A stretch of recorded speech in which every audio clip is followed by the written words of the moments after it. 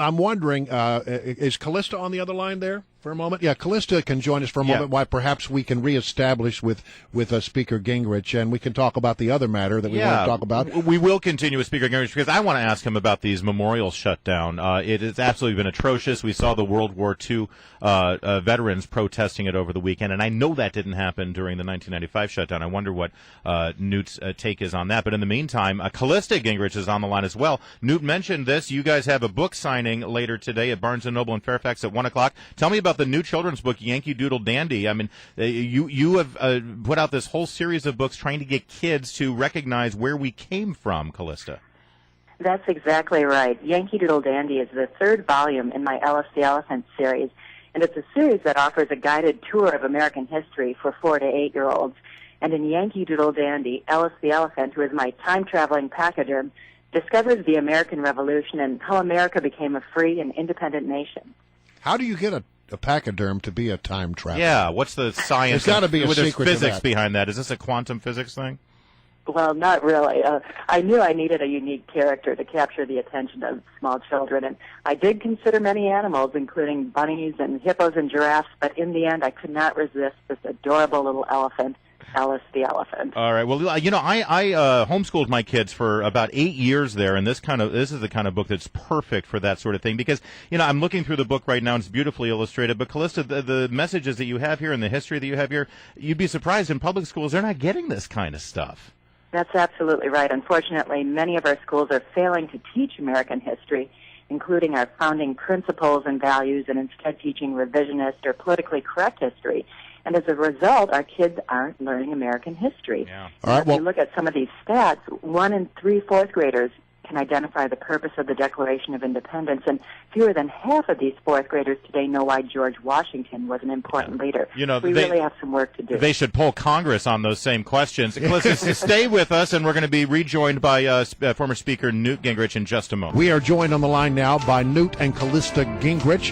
They're going to have a joint book signing at the Barnes & Noble in Fairfax. That's today at 1 p.m. If you want to go out and meet the former Speaker and Callista and listen to them and look at their books, I know they'd be pleased to have you out. And, Mr. Speaker, we were just talking to your very talented wife, Callista, about the lack of education about our founding documents and the founding of our nation and the school district. And it brings me back to this shutdown because I'm amazed to hear some of the things that I hear from the media and just from citizens calling into this show. People will say, well, the president won the election and therefore he has a mandate, he should get it. This is really an Article 1 of the Constitution crisis here. The president doesn't dictate to the people's house what needs to be done and what gets paid for. Well, of course, that's precisely the mythology that Obama has been pursuing. What you have today is a president who's trying to become legislator in chief, and the gamble he's running is a very big gamble. I think the objective fact is that you have a president who, for example, puts armed riot police around the White House yesterday, confronting veterans, many of whom from World War II and from Vietnam. Tell me about that, Mr. Speaker, because when you were here during a much longer shutdown in the mid-'90s, I don't remember these monuments being shut down. Why would the president do this? They're open-air monuments. It actually takes more money to shut them down than to leave them open. This is a deliberate, vicious effort to cause maximum pain among the American people. It is, I think, unconscionable. Apparently, runners at Valley Forge were arrested yesterday. I mean, think about this. People who are out running at Valley Forge were apparently arrested yesterday.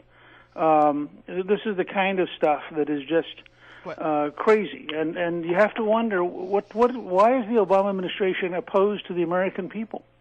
Can I ask you a question that's off topic? Sure. You come from Georgia. You got your Atlanta Braves down there.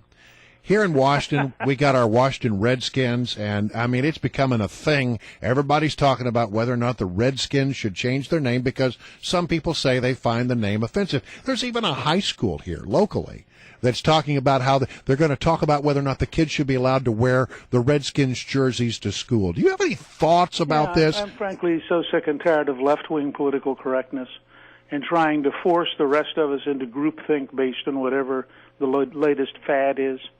That I just think we should all just say, go get a life.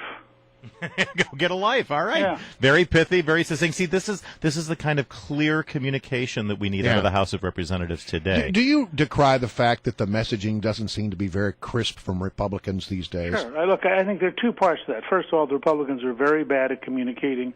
They almost always have been. Reagan was an exception, but Reagan was an FDR Democrat from Hollywood who became a Republican. He wasn't a normal Republican. Normal Republicans seem to be stunningly inarticulate. And second, they have an enormous media bias. The desire of the news media to frame these things on behalf of the left is just amazing. Yeah. Mr. Newt, are you all done running for public office? Are you going to run for president again in 2016? I doubt if I will, but we're not closing any doors. But right now we're having a lot of fun at Crossfire, and that's gone very, very well. And, Callista and I are having fun. I have a new book coming out next month called Breakout, and she has her brand new Alice the Elephant Yankee Doodle Dandy, and of course we're going to be available this afternoon, so we look forward to seeing folks. Well, that's Barnes & Noble in Fairfax. That's at 1 p.m. this afternoon. Well, and we're staying busy. We would pay good money to see you debate Hillary Rodham Clinton. Well, Mr. maybe you could arrange a charity debate somewhere. Yeah. Oh, that would be a good preview. And then if it gets the all right. So you are leaving the door open, wide open. Well, I'm certainly leaving the door wide open to debate Hillary. All right, great. All right. Thank you so much, Mr. Speaker. Take care. And thank you, Callista. Appreciate you guys joining us. Thanks. And thanks for the book. I'm